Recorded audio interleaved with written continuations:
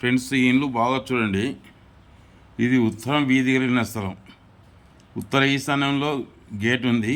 ఇల్లు ఈ ఉత్తరం ఉంది. అయితే ఇక్కడ ఆగ్నేయం కూడా పెరిగింది. టెంకాయ చెట్లు వేసినారు. ఇక్కడ అన్ని గార్డెన్ వేసినారు.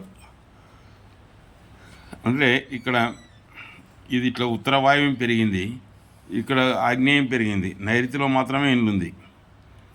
ఫ్రెండ్స్, ఈ ఇల్లు చూడండి. ఈశాన్యం తగ్గి ఉత్తర వాయువ్యం మాత్రం పెరిగింది, ఈశాన్యం మాత్రం లేదు బొత్తిగా.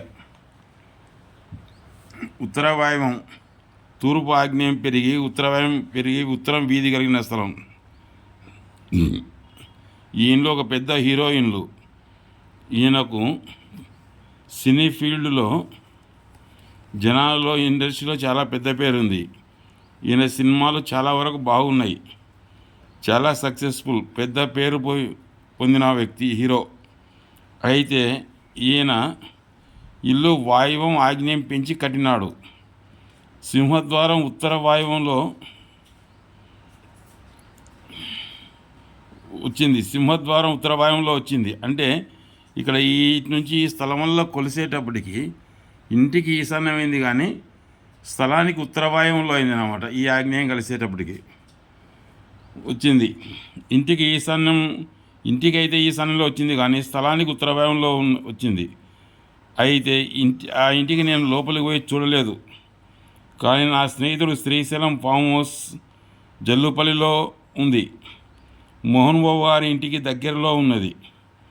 నన్ను శ్రీశైలం గారు ఫామ్ హౌస్ నుండి శంషాబాద్ రైల్వే స్టేషన్కు దగ్గర విడవడానికి వచ్చినప్పుడల్లా మోహన్ బాబు గారి ఇల్లు చూపించి, అన్న పెద్ద పెద్ద వాళ్ళకు వాస్తు పనిచేయదా అని ప్రశ్నించేవాడు. అప్పుడు నేను ఎవరిని వదిలిపెట్టదు, కానీ ఈశాన్యంలో ఎచ్చుదొడ్డి గలవారిని లేదా తూర్పు ఉత్తర ఈశాన్య వీధిపోటు ఉన్నవారిని, కొంత ఇండ్లు బాగున్నా బాగలేకున్నా వాళ్ళు బాగుంటారు. మరి ఈశాన్య బ్లాకులో వారు లేదా ఆ ఇంటికి తూర్పు ఉత్తర వీధుల చివరిలో ఉన్న ఈశాన్య బ్లాక్ ఈశాన్యం భ్రష్టు పట్టిన నైరుతిలో ఉన్న వాళ్ళు ఇండ్లు బాగున్నా లేకున్నా క్షేమంగా ఉంటారని చెప్పినాను. మరి కొన్ని నిబంధనలకు లోనైన వారు కూడా బాగుంటారు అని చెప్పినాను. వారు ఎవరంటే తిక్కవాళ్ళు, పిచ్చి పట్టిన వాళ్ళు, మూగి వాళ్ళు, కుంటి గుడ్డి అవిటి వాళ్ళు, పోలియో గల వాళ్ళు, ఏదో ఒక అవయలోప కలిగిన వాళ్ళు, పెళ్ళైన తర్వాత అత్తగారిని భర్తను వదిలి పుట్టింటికి చేరిన ఆడపిల్ల వస్తే వాస్తుదోషం మోయడానికి వాళ్ళు ఉంటారు. కాబట్టి కొంతకాలం బాగుంటారు. మరియు వయసులో ఉన్న వాళ్ళు ప్రమాదంలో వసెత్తునా కానీ బలవంతంగా కానీ అనారోగ్యంతో స్వర్గస్థులు అయితే వారు మధ్యలో ఏ విధంగా స్వర్గస్థులైతే వారు 3వ రోజు ఇంటికి వచ్చి అందరిని చూసి ఆ రాత్రి నిద్రిస్తుండగా ఆత్మ బ్రతికినప్పుడు చేసిన పుణ్యమో పాపమో ఉంటే తను ఎవరి ఎక్కువగా ప్రేమిస్తుందో వారికి దారపోసి వెళ్ళిపోతుంది. ఆ దీవెన ఆ ఇంటిలోని వారిని 18 సంవత్సరాలు కాపాడుతుంది. భార్య భర్తను చంపినా ఆత్మ ఎవరికి చెడు చేయదు అని చెప్పినాను. ఆ తర్వాత గృహంలో ప్రవేశించిన నాటి నుంచి 1వ సంవత్సరం లేదా 3వ సంవత్సరం, 5వ సంవత్సరం, 7, 9, 12, 15, 18లో మంచుల ప్రభావం ఉంటుందని చెప్పినాను. అంటే మోహన్ బాబు గారు ఇంట్లో చేరిన సంవత్సరం కానీ, లేదా 3వ సంవత్సరం కానీ, 5వ సంవత్సరం కానీ, 7వ సంవత్సరం కానీ, 9 కానీ, 12 కానీ, 15 కానీ, 18 కానీ ఇబ్బంది పెడుతుందని చెప్పినాను. ఉత్తరవాయుం పెరిగి ఉత్తరవాయుం నడక వలన ఆ ఇంట్లో 3వ కుమారుడు ప్రేమ వివాహం చేసుకున్నాడు. వాయువ దోషాల వలన 3వ కుమారుడు లేదా 3వ సంతతిపై చూపుతాయి.